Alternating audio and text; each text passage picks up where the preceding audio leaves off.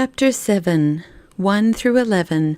The third kind of general mortification is silence, the which is strictly enjoined in St. Benedict's rule, but in these days cannot be so rigorously observed. And why? The conditions of it. 12 through 15, of recreations now permitted. 16 through 18, conditions to be observed in conferences. 19 and 20, of melancholic dispositions and how they are to be treated. 1. The third general kind of mortification is silence, which is one of the most profitable mortifications in a spiritual life, preventing a world of inconceivably pernicious damages which the spirit of devotion and recollection receives by the superfluity and intemperance of the tongue, the ordinary subject of unnecessary conversations being murmurings, detraction, at least vain and distracted disputes, professions of friendships, news, etc. Upon the guard of the tongue, saith the wise man, depends life and death, and whosoever accounts himself religious and refrains not his tongue, that man's religion is vain, saith St. James. Of such infinite importance is the well-ordering of so small a member, and this even in the world, much more therefore in religion. 2. Hereupon our Holy Father deals with his disciples as God did with a certain devout and holy monk, to whom he left no power at all to use his tongue, but only for prayer in the community, being absolutely dumb on all other occasions and times. For in our holy rule there seems no permission allowed to particular religious for any voluntary or recreative discourses at any times, no, not to superiors themselves. And for spiritual discourses by way of teaching, those were only allowed to the abbots or to certain seniors and officers by the abbot's express appointment or leave. And when there happened a necessity that an answer should be given by any of the private religious, they were to deliver it as briefly as was possible. If yea or nay would serve the turn, they must add no more. And it seems answering only was permitted, not asking of questions, except when necessary business required. 3.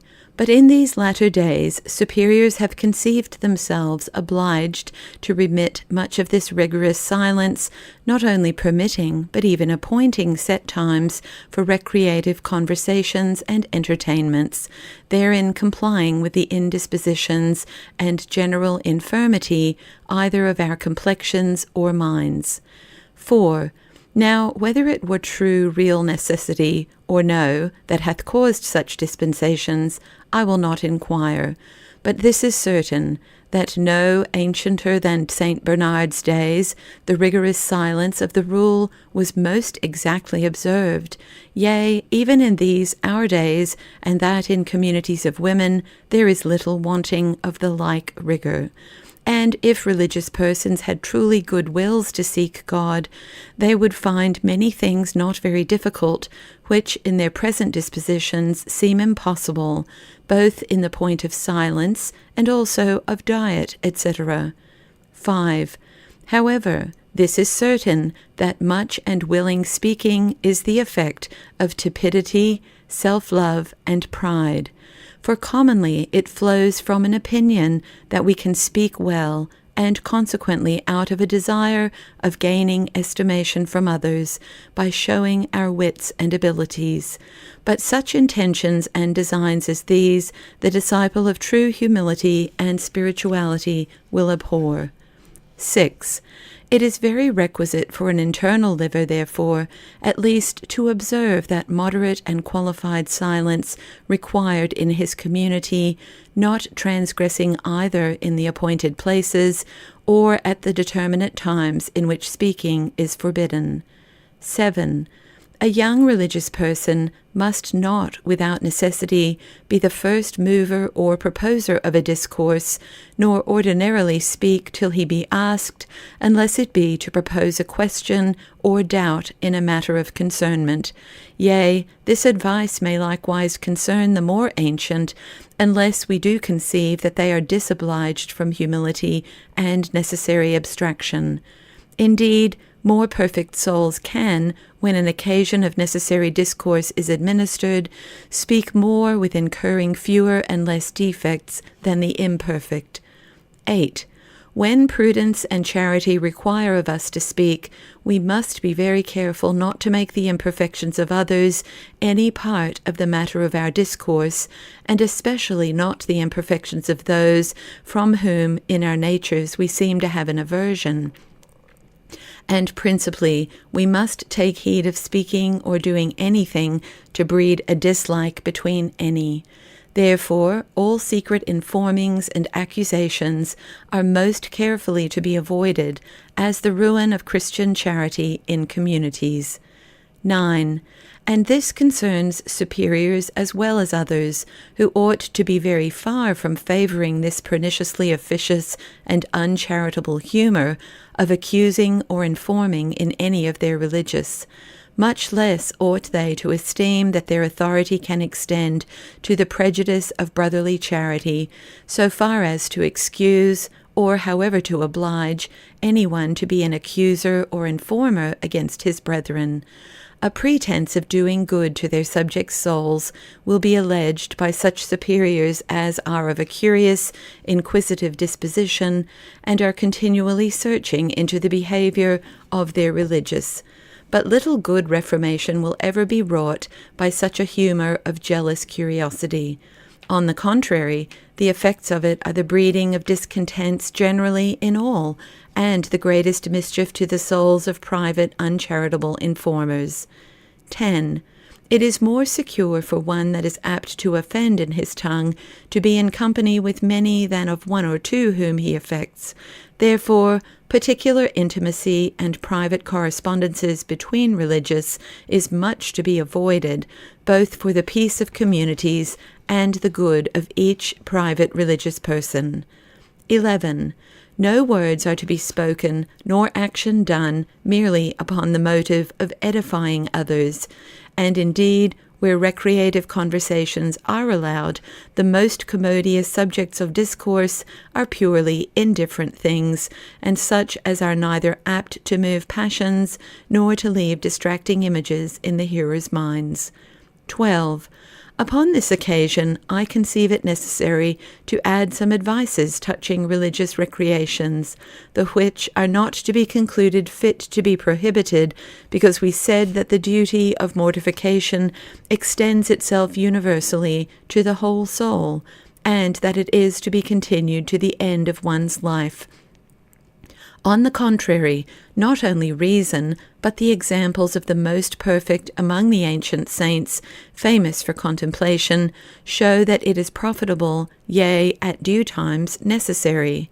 To this purpose seems the story of St. John the Evangelist, the first doctor and example of contemplation, whose custom was to recreate himself with a tame dove, for which, being censured by a hunter that passed by as for an action that was beneath his gravity, and not beseeming one that professed a continual conversation with God, he defended himself to the conviction of the reprover by showing that, as a bow, if it be always bent, would lose its force, so the mind likewise would become utterly incapable of divine thoughts, if no relaxation were allowed to it, considering the infirmity of the body, that cannot always supply fit spirits to actions, especially to such as are so contrary to its inclinations. 13. True it is that in our holy rule there are extant no orders about conventual recreations, which argues that none were practised in those days. Yea, our Holy Father takes a particular care how every hour of the day should be employed in common. Notwithstanding, after refection, he enjoined the religious to retire each one into his cell, permitting them a convenient time to refresh themselves alone, either with sleep, as the custom was in that warm climate, or otherwise as they found themselves disposed, if they had no inclination to sleep, for no certain employment is then appointed. 14. But because in these latter days our complexions are not supposed able to support so great solitude and attention to the spirit as hath been said, therefore hath superiors allowed and ordained daily certain times for recreative conferences, almost obliging each particular religious person to be present at them, and besides, at certain seasons monthly, or as the custom is, they have afforded an addition to the diet. 15. Neither doth this prejudice the duty of continual mortification, which is not to be interpreted in extreme rigour, because then nature, even in the ablest complexions, would be destroyed. And besides, recreations are appointed that mortification may be better and more fervently exercised afterward. Add hereunto that, even in recreation itself, mortification may and ought in some reasonable degree to be discreetly exercised, so as that the mind is not to pour itself forth upon that which is pleasant to nature, but to keep a moderate watchfulness over itself, and to refer the contentment found therein to the good of the spirit. 16. To speak a little, therefore, particularly touching such conferences, decency is in gross to be observed, but it will be difficult to prescribe any set order or manner for the talk, as not to speak unasked, not to exceed such a limitation of words, etc., to omit many particular cautions which at other times are to be observed. Here some more freedom must be allowed, so it go not too far. 17. Among women there can scarce be any recreation if the tongue be too much stinted. Neither is it to be expected that their talk should be of spiritual matters, both because such talk is far from being recreative, as likewise because none but expert persons ought to discourse of such subjects. Indeed, to make such the subject of ordinary discourse, even between the most able, experienced persons, either men or women, is not convenient at all, except some special occasion makes it expedient, for it usually proceeds from pride, or a willingness to interest oneself in the guiding of the consciences of others, and may produce inconvenient effects in both. 18. The matter and conditions of recreative discourse, therefore, may be 1. That the matter do not particularly refer to the interior of any of the parties, but if it regard a religious state, that it be about less considerable external matters, as ceremonies, customs, etc. 2. That it may be something that may be apt to cause cheerfulness, though not laughter, which our Holy Father would have banished from his communities. Now discourses about such matters are not to be reputed idle words. 3. It were better to talk of the occurrences of former times than of the present, because our Holy Father forbids the inquiring or telling of news in the world, for fear lest the hearers, being interested, may become distracted with solicitudes. 4. It must not, therefore, be of anything that probably will leave in the minds any hurtful images. 5. The hearer is not to suffer the subject of the discourses to enter so deep into his mind as that it should raise any passions there. 6. It must by no means be of anything by which anyone present or absent may be prejudiced or contrastated, nor indeed afterwards distracted, etc. 19. As touching those that are naturally of melancholic dispositions, they ought to be exceedingly watchful over themselves, that they give not way to so pestilent a humour. Nature will incline them to avoid all recreations and diversions, and, being very subtle, it will suggest pretences to justify a forward loneliness, and a humour not able to support innocent conversation, as if this were done out of a love to a religious solitude and recollection. but in all likelihood such a perverse solitude is employed in troublesome, disquieting imaginations and reveries, far more distracting than any conversations. Therefore they, or rather their superiors, ought to take especial care that such a dangerous humour be not nourished by discontented retirements at the times when others are conversing together, and that at all other times they should be busied in such kind of employments as should not be apt to nourish solicitude. Such dispositions, if prudently managed, may prove proper for contemplation, because their thoughts, being not easily dissipated, they are disposed for recollection. Whereas, on the contrary, the same dispositions, being neglected and suffered to follow the bent of their natures, they will be in danger to fall into terrible extravagances. 20. Saint Teresa in her Foundations hath a particular discourse containing excellent advices how melancholic spirits are to be managed, saying that they ought not to be dispensed from mortifications or employments from which they are averse, notwithstanding this frowardness of their humour. Yet withal that the superior in his carriage towards them ought to make it appear that all that he imposes so on them proceeds from pure charity, and not any crossness or aversion, etc.